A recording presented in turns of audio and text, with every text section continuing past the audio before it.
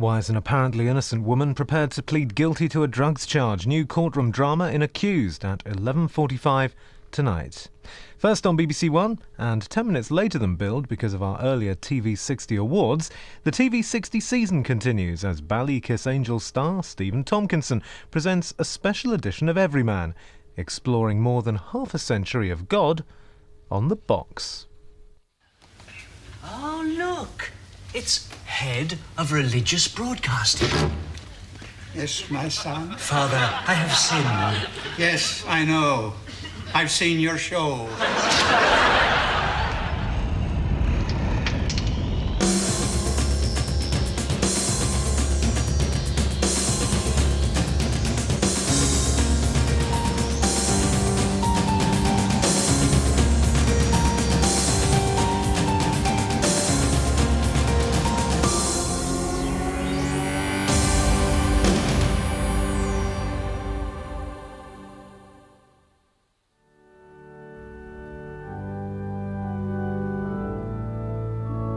In the beginning was the Word. Then came television. The relationship between religion and TV has never been an easy one. Television has celebrated religion, questioned it, attacked it and laughed at it, but it's never really been able to ignore it. In the meantime, religion has worked its way into almost every area of programmes: news, drama, documentaries, comedy, you name it. So what has God made of television? Or television made of God? Forgive you in the name of the Father, the Son, and the Holy Spirit. The Bible says we're dead in trespasses and in sins. The Bible says she that liveth in pleasure is dead while she liveth. Where there is doubt, may we bring faith, and where there is despair, may we bring hope. Every person is Christ for me.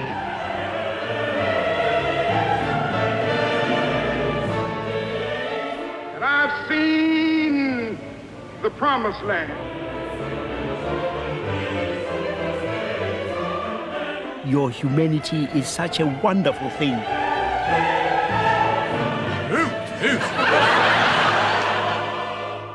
Are you a gay Christian?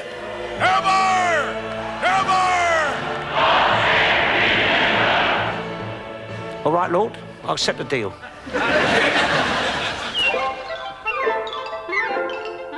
The only thing that can really be said about religion on television in the early days is that there wasn't any. That wasn't television's fault. Before the war, the churches were suspicious of the new invention and wanted nothing to do with it. During the war, the television service was suspended altogether, but even when programmes resumed, religious coverage remained limited to the occasional service or talk. Most of the churches saw television more as a rival to their services than as an ally. And that means, of course, that there's a revival of interest in asking questions about religion. Broadcasting was attempting to create a churchmanship, which in some cases was undesirable, and of which a great many church people were frightened. I think it has to be acknowledged that the power, the latent power of broadcasting put the backs up of many of the clergy, not least in the Methodist Church. Of course, in the 40s, very few people had televisions. To persuade them to go out in large numbers and buy sets, it took a very significant religious ceremony indeed. Her Majesty moves across the theatre. The coronation in 1953 was a landmark in religious broadcasting, the first time that television cameras had been allowed to film the ceremony. She is preceded by Garter, King of Arms. It was a beautiful day in those days. Television sets came into the town of Ratcliffe, 14 of them. 14-inch screens, and we was very fortunate to watch the coronation. We went into homes averaging 20 and 30 people in each house to watch this great day.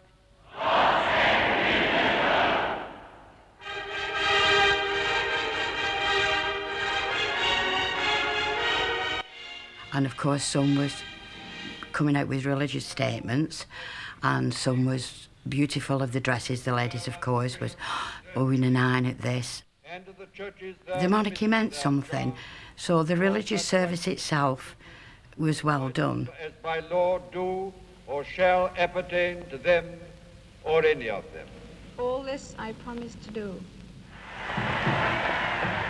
Of course, the coronation was a religious ceremony, but it was more pageantry than piety which kept people glued to their television sets.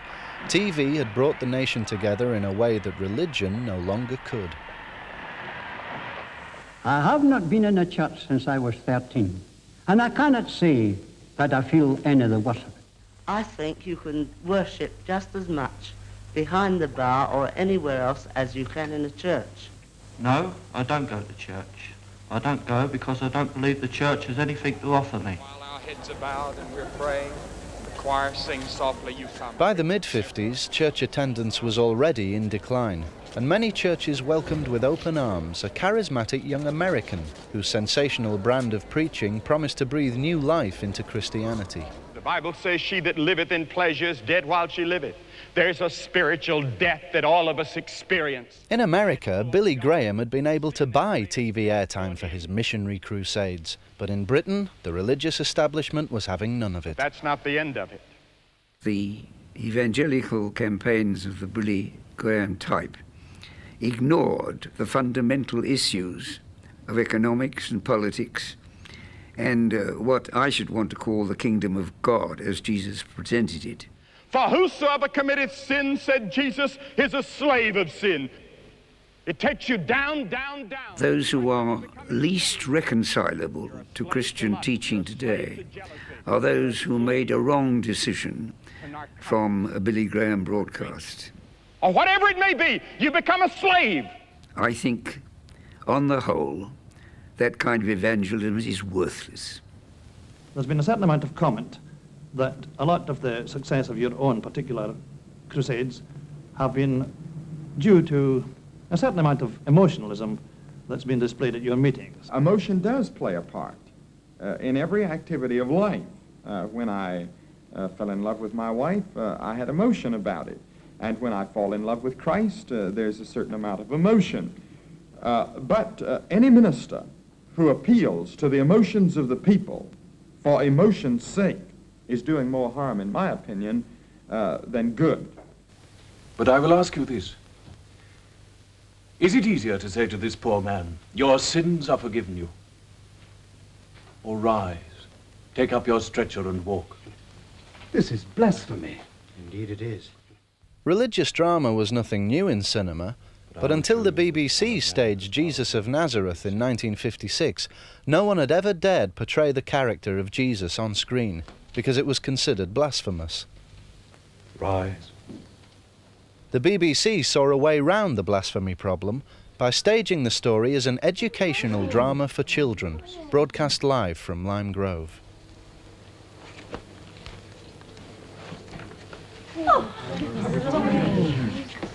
Now take up your stretcher and walk. The choice of Tom Fleming to play Jesus was significant. An actor who had commentated on the coronation, his voice was instantly associated with respectability in the establishment, signalling that the BBC was treating its religious subject with due reverence. I can walk! He can walk! He can walk! He can walk! Oh, Master. One had seen hundreds of films about Jesus, which had the great flaw that Jesus never appeared. So there was no central character. A footprint in the sand, a shadow, a bit of a robe disappearing round a corner. One had seen all these things. To me, it was very important that here was the hero of this story. Friend, today you shall be with me in paradise. See, the great success of Jesus of Nazareth was that it communicated, I think, as a good bit of television, as a good story, as a good bit of drama, apart altogether from the religious context. Father, into thy hands I commend my spirit. Truly, this man was the Son of God. Then Jesus bowed his head and yielded up his spirit. As long as the BBC maintained its monopoly of television, there was no one to question the lofty Christian principles on which Lord Reith, the first Director General, had based the service. On Sunday evenings, this meant a complete shutdown for 2 hours to encourage people to go to church, which was fine for those who were going anyway. But what about those who weren't? Better things. I think I'll become an intellectual. I might as well. How people can sit and watch the thing night after night, I do not know. Television had already become so addictive that some people just couldn't do without it. Making us into a nation of morons. I saw a glimmer, it's working, I saw a glimmer! I know it, come on! It's fresh as ice. It's Gibbs SR toothpaste. The BBC's monopoly ended in September 1955 with the launch of ITV. Within 3 months, the new channel had started putting out religious programmes during the BBC's traditional Sunday evening shutdown.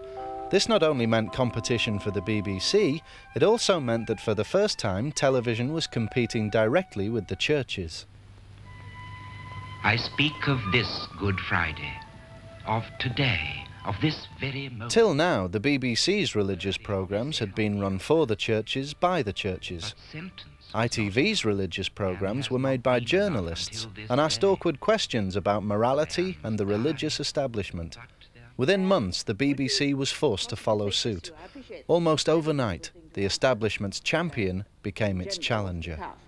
But would you take this view that you would decide whether adultery was right or promiscuity was right by the extent to which people concerned were hurt or damaged, and Definitely, that if that would be my that would be the principle adultery, you try yes. to apply, that adultery was all right. Adultery would never come into my terms of reference That it's because not I don't wrong in believe in itself, marriage. you mean? We were very concerned about the meeting point programmes because these were presented as religious programming. I think I heard you say that the institution of marriage, the Christian idea of marriage, has been the most destructive element. Their approach to questions were certainly from the sideline, if not out of sight altogether, of the Christian values which were accepted. All my loving I will send to you. You can only really understand the spirit of the 60s if you remember how grim the 50s were. The 50s were very dour, very repressed, very hierarchical, and full of sort of hypocrisies and secrets.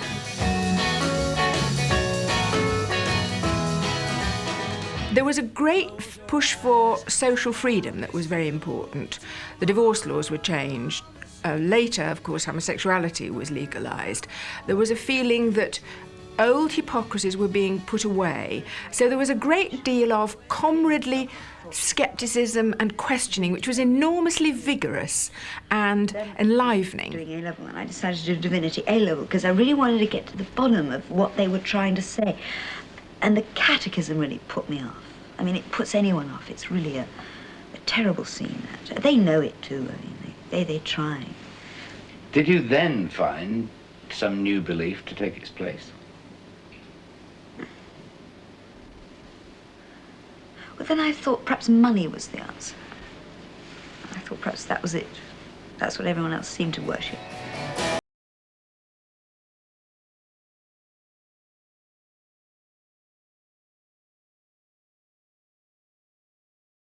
It was the time of the launching of the permissive society. Sex before marriage. Not exactly sleeping around, but certainly having a good go with a variety of people.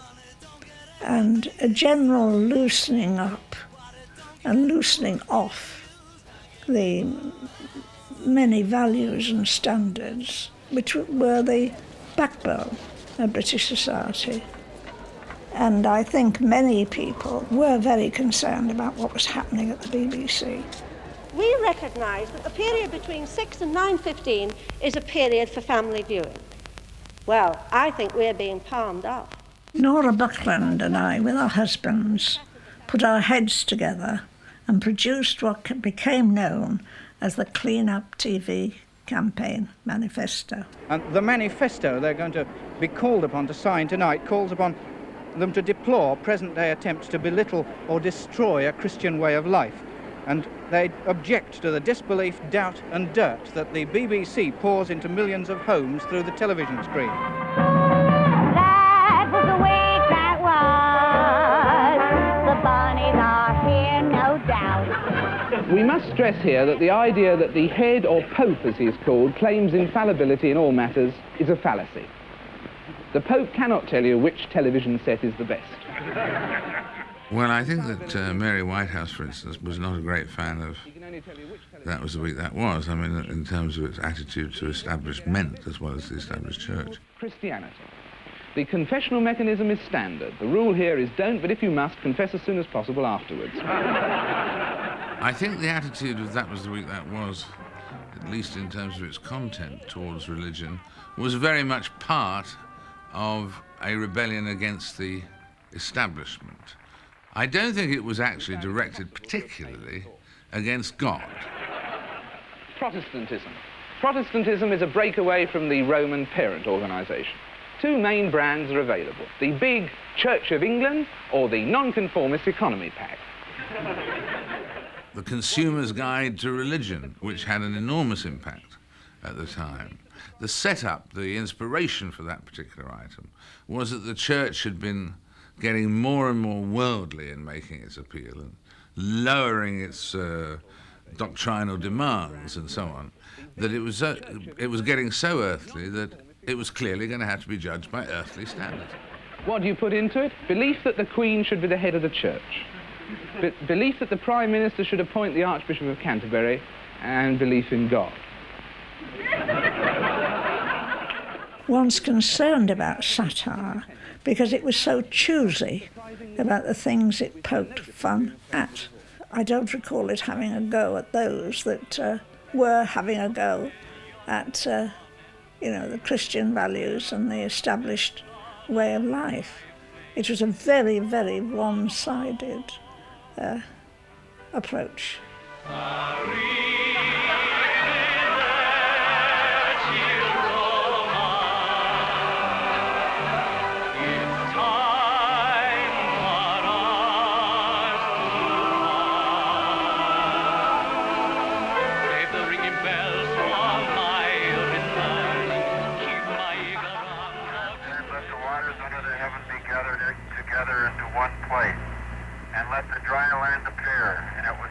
In the early 60s, the church was still the backbone of British culture. But by 1968, the world had changed. Are you looking forward to the tour? Yes. With the Beatles claiming to be more famous than Christ, the BBC asked one of its most radical young playwrights to create a new, more contemporary Jesus. I remember the first showing of Dennis Potter's play Son of Man. This was the well-known Easter story done in a modern, dramatic way. And Mother, bless her, she chose to go to bed in the middle of the trial before Pontius Pilate. And as she was going to bed, she says, well, I'll have to go now. She says, I'll see you in the morning. She says, tell me how it finishes. I says, Mother, I've read the book. I know how it finishes. The impact of Dennis Potter's play was colossal. It was very shocking at the time. He created a Christ for that time that was recognised by people as a human being struggling with his divine calling, and said, well, let's really examine what this must mean and must have meant for Christ the man.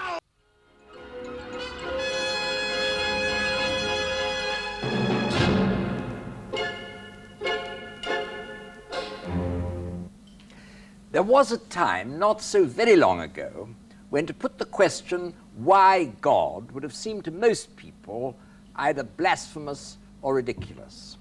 Today, this is not so. The opinion is widely held that God is a myth, born of fear and believed in for comfort's sake.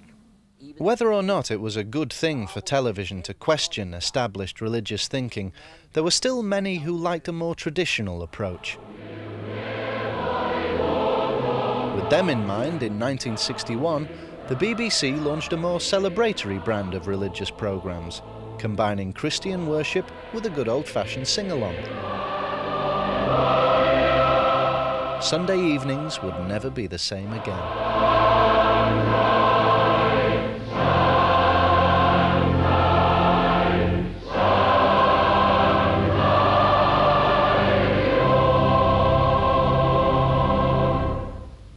Good evening, and welcome to this special Songs of Praise for Remembrance Sunday. I became involved with Songs of Praise in 1964. From then onwards, I went all over the place. And I think one of the nicest things that ever happened to me was when an elderly lady on the other side of the road was waving frantically, and I thought, I dropped my wallet and she'd found it or something like that. And I went across, and she came up, beamed at me, took my hand in both of hers, and said, "Oh, I'm so glad to meet you. You're my best friend."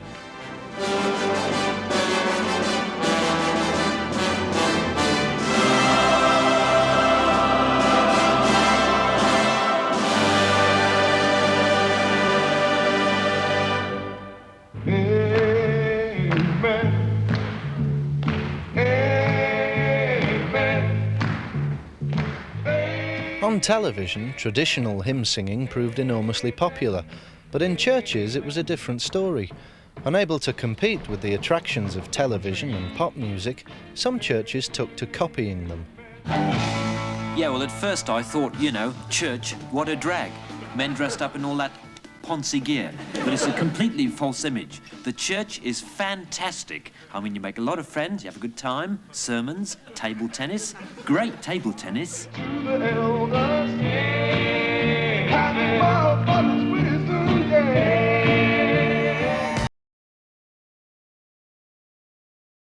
Just when the churches were beginning to discover pop music was busy trying out other, more exotic faiths. While the Beatles led a hippie trail out to India in search of one form of spirituality, other religions were beginning to arrive in Britain under their own steam. Like watching a nation busily engaged in heaping up its own funeral pile.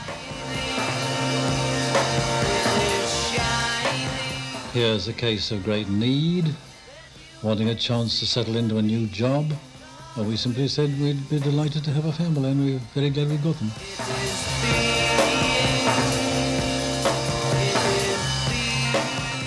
In the 70s, as schools found themselves teaching children from a huge variety of different racial and religious backgrounds, it's not surprising that people began to be interested in other faiths. Simply for the sake of good community relations, it's important that we should understand other people whose whole moral and religious tradition is different from ours, but who are fellow citizens with us in the same society.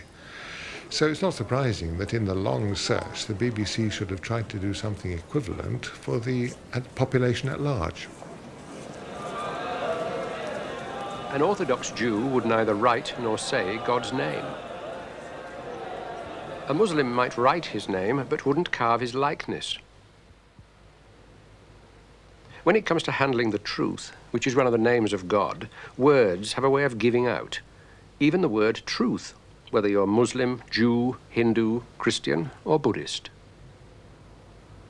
What the BBC managed very, very elegantly was to gradually embrace more faith traditions and begin to reflect the reality of Britain as a much more diverse society.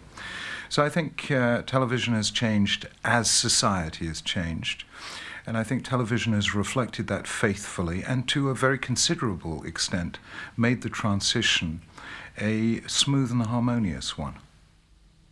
All religions, said Ramakrishna, have truth. There is no need to squabble. The aim is to make a Christian a better Christian, a Muslim a better Muslim, and a Hindu a better Hindu, and to recognize that in every creature there is a spark of divinity which calls for respect and worship. It became, by the end of the 70s, almost a political necessity that one should respect all religions equally, as if there were now many truths rather than just one great truth of things. People began to demand equal rights for many truths. This implies a certain religious relativism. If somebody's a Muslim, you expect them to believe so-and-so. If they're a Hindu, you expect them to believe something else. If they're Christian, something else. As to what the truth is, you stop asking that kind of question. The sea of faith was once two at the full, and round earth's shore lay like the folds of a bright girdle furled. But now I only hear its melancholy, long withdrawing roar. The Sea of Faith was a kind of crash course in modern religious thought. The churches tend to think of religious beliefs as revealed truths, and I think lay people tend to think of them as almost having fallen from heaven, whereas the historically minded philosopher or theologian knows that all these beliefs have a history. People made them, people can remake them. So I was trying to suggest what sort of view of religion we might come to in the future.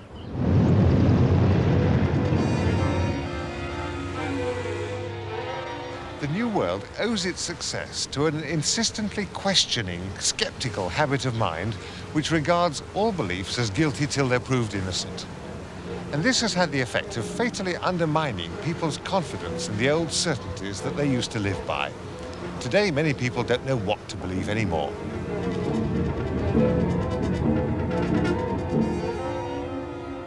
I can see that the postmodern approach to theology that I've espoused is still threatening to some people. Many people want security, many people don't want pluralism, but I think we're stuck with pluralism. We all know that there's an enormous range of sects, cults, religions, philosophies of life, a whole supermarket of ideas out there. Everybody chooses a personal package.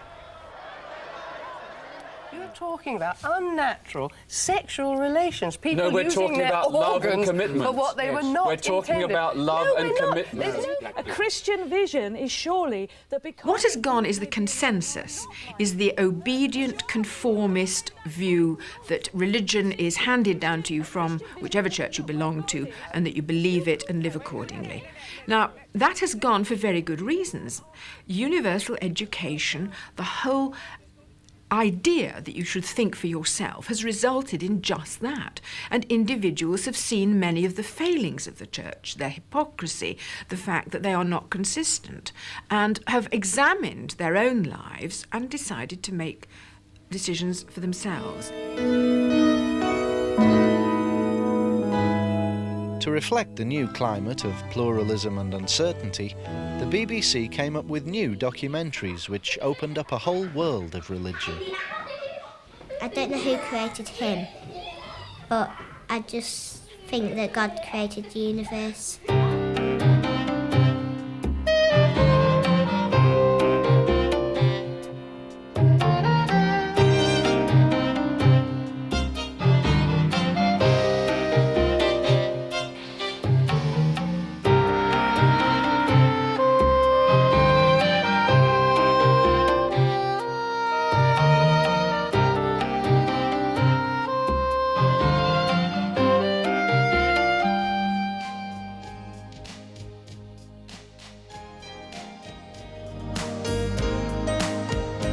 Of course, ethical and religious questions don't only crop up in documentaries. Moral dilemmas are also an essential ingredient in soaps. I'm sorry. Is that all you can say? Well, what else am I supposed to say, eh? Try telling me about the fire. What made you do it? I don't feel the necessity to project a moral code onto drama. There should be some characters that have it, some people that haven't got it, which is true of real life. But you've got to be your own censor. At the end of the line.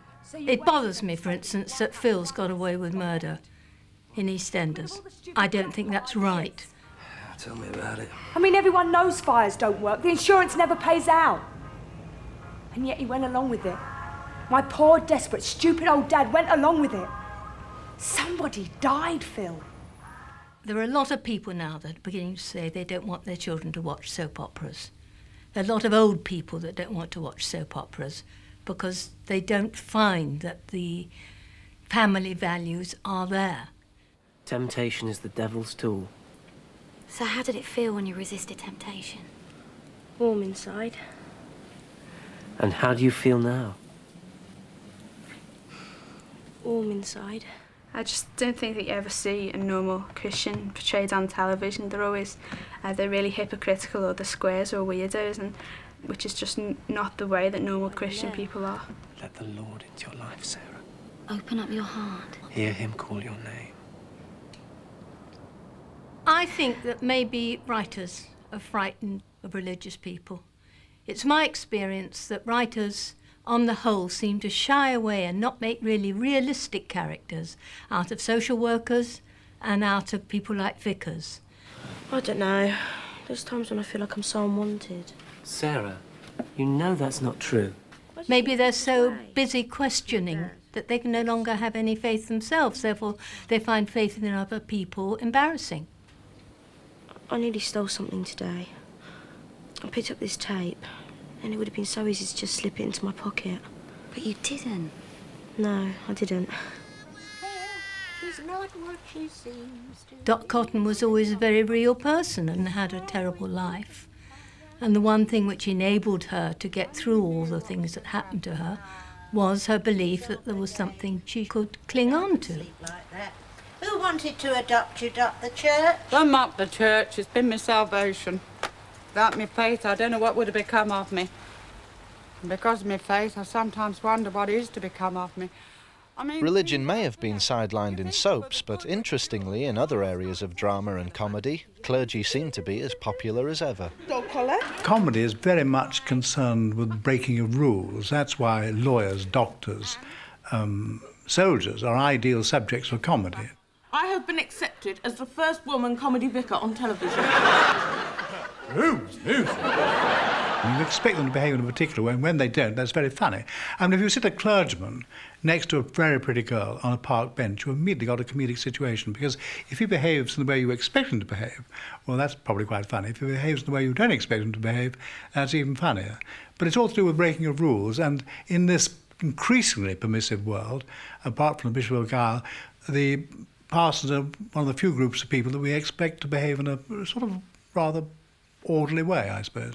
Wilfred, there's no great shame in coming out of the closet. Just a moment, Godfrey, just a moment. How do we know that he's in a closet? We mustn't jump to conclusions just because he lives with his mother and wears a gabardine raincoat. I think we laugh about religion, first of all, because it is faintly ridiculous, a lot of the things that we see. I mean, my mum always taught me never trust a man wearing a dress. And yet, church is all about men wearing dresses and using language that is outdated and doing things that have no part in ordinary life.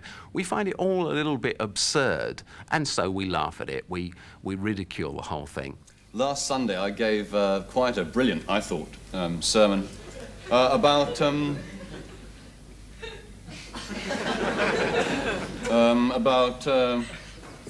you know.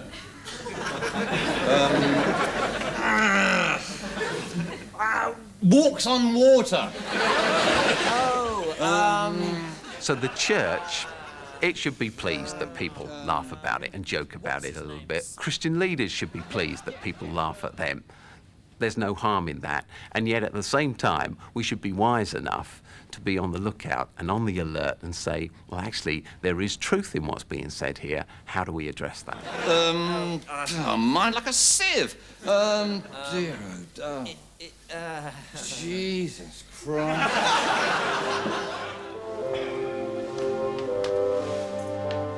In the past, TV always portrayed priests as figures of fun, but actually things have been changing recently.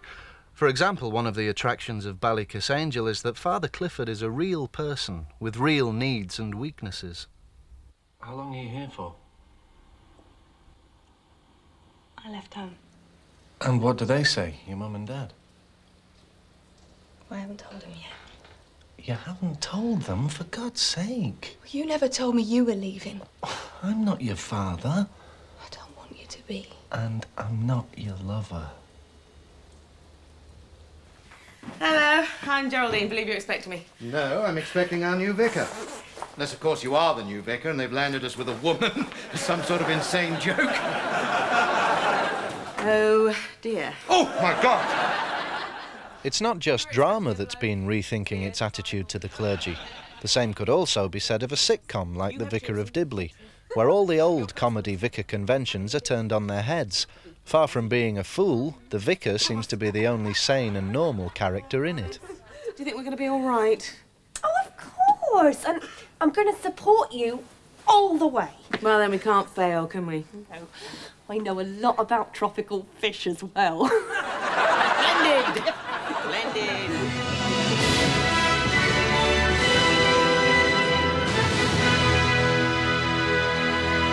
Good evening. The author Salman Rushdie has apologised publicly in an attempt to placate Muslims who are outraged by his book, The Satanic Verses.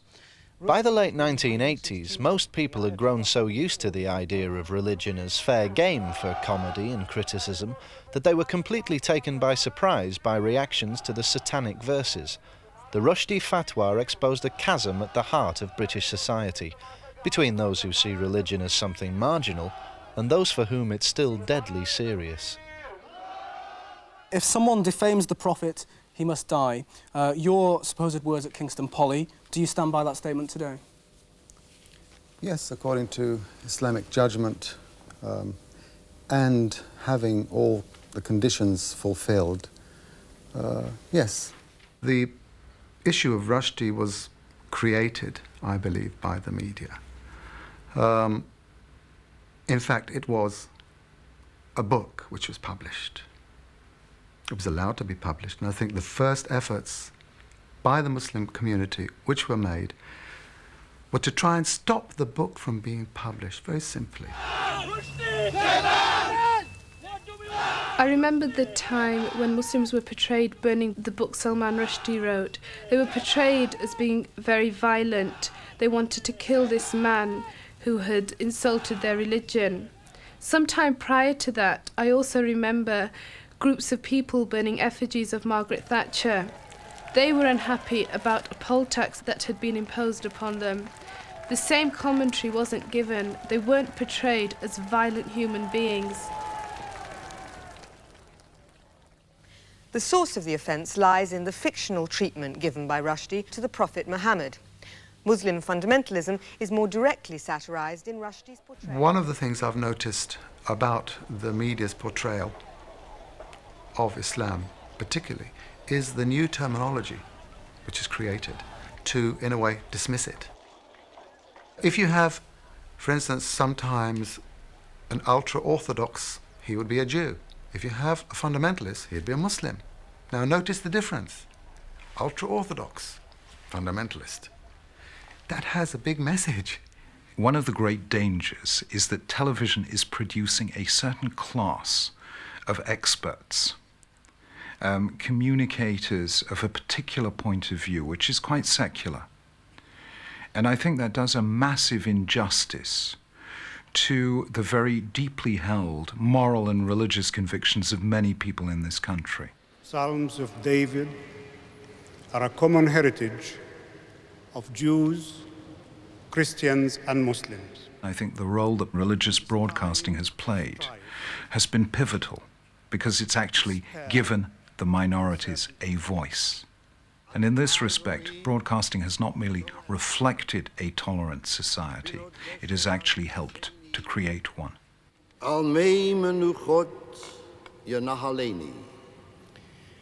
يرد نفسي يهديني إلى سبل البر من أجل اسمه. Now it's 11:35 and time for This Is the Day. If you wish to join in the next half hour of Sunday worship, please have with you a candle and matches, some bread and a Bible.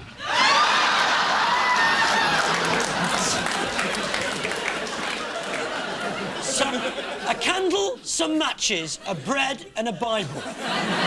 The only thing you can do with that is make a toasted Bible sandwich. It's a hard job getting anybody interested in religious worship programmes because it's a hard job getting people interested in religion, especially traditional Christian religion, church-going. We're reminded at the start of Lent that from dust we were created and to dust we shall return. I have to say that a lot of church services have been very boring. They are just like the caricatures of them. In this icon is shown the transfiguration of Jesus in the eyes of Peter, James and John. Well, I don't watch religious programmes because they're broadcast on a Sunday morning and, well, there's a couple of reasons. I mean, the first reason is Saturday night. I mean, I've no way up Sunday morning for it. And the second reason, really, is that it's just boring. Since early days, Christians have observed with great devotion What's happened to religious programming is it's been boxed off and it's been shunted into a bit of a graveyard slot, really, which is Sunday morning TV, because most people are in bed on Sunday mornings. So you can have the most spectacular programme, but nobody's going to be watching it.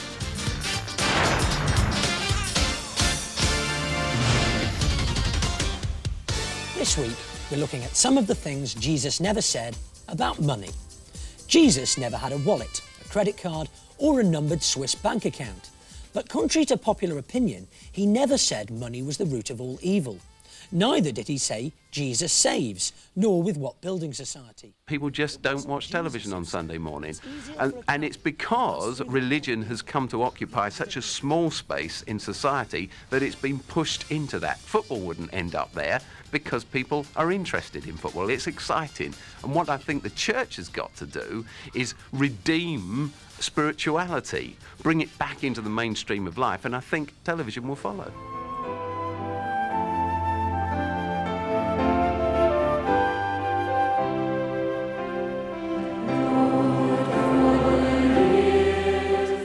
There may not be much of an audience for religious programmes on Sunday mornings, but on Sunday evenings, nearly 1 person in 3 who watches television watches songs of praise. Nearly 40% of them say they sing along.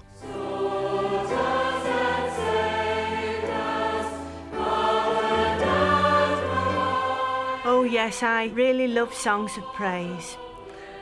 And I sing along to the subtitles. If my daughter, who's 14, Dorothy, if she's in the room, she tells me to shut up, Mum. I like it when they're all out of the room so I can sing along.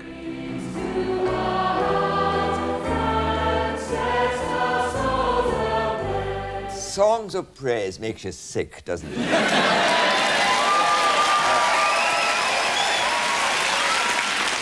I mean, first of all, they're all singing their little socks off. Not because they're religious, but because they know the camera might just be on them. Songs of praise gets the mick taken out of it all the time. A lot of people you bump into will say, no, you don't present Songs of Praise, do you? That awful programme. They go on about that, and you say, well, when did you last watch it? Oh, well, and they don't know. I don't like religion. I don't like politics. Basically, I think they're both shite. I did watch the Songs of Praise from Old Trafford because we bought the video for my mother, and it had a great football atmosphere about it, which attracted me to it. But I can't remember anything they were singing.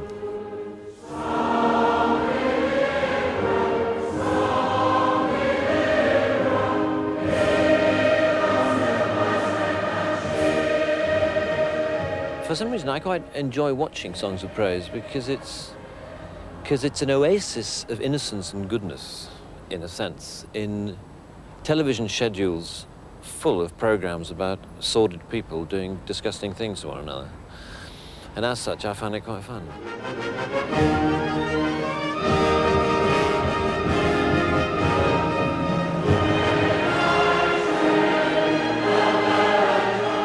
I think a lot of people are very lonely these days. We are meant, increasingly, to be the audience. I think that the Duke of Edinburgh said, we have become a nation of spectators. You sit there, we'll play the football, you watch, and so on. And I think to have a programme like this, which gives people, if you like, the illusion of being part of a congregation, of a group of people who share what they enjoy, what they love, gives them a great sense of happiness.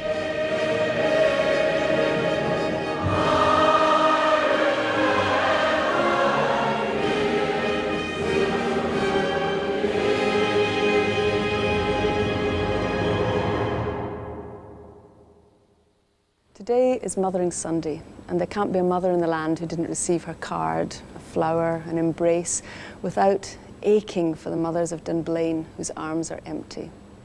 But it's not just mothers, it's fathers, it's everyone. If ever the people of a nation can be said to have shared each other's pain, felt it like a big knot in the pit of the stomach that won't go away, it's surely now. Today, they came to their ancient cathedral to look for solace, and we've come to share that too.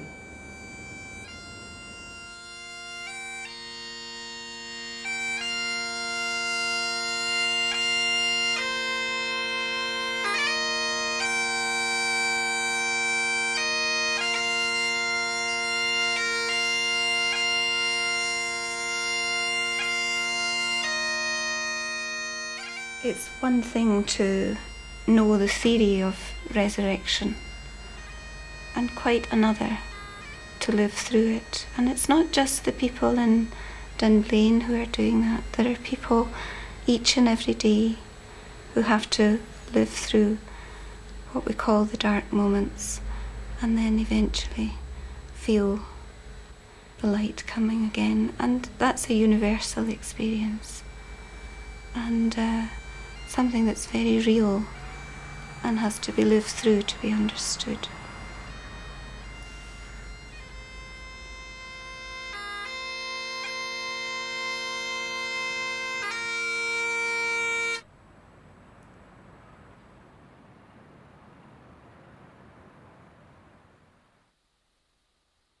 Religion and television have had a pretty rocky relationship for 60 years now. For better or for worse, though, they're both still with us and both still have an important place in our culture. More than that, they've had a huge impact on each other. Not only has religion crept into almost every part of television, television has also had its own effects on religion. Who knows? They may even be good for one another. Today's piece of wisdom is God is watching us all the time. Even now? Yes. He never watches ITV. And I'm here to tell you, we're all gonna walk up that great ladder to heaven. I'm gonna walk up mine, and you're gonna walk up yours. Up yours! It's gonna be a hard climb, but never give up. There's someone up there who cares. Who cares? We'll all be up there. I'll be in my Cadillac, and you'll be on your bike.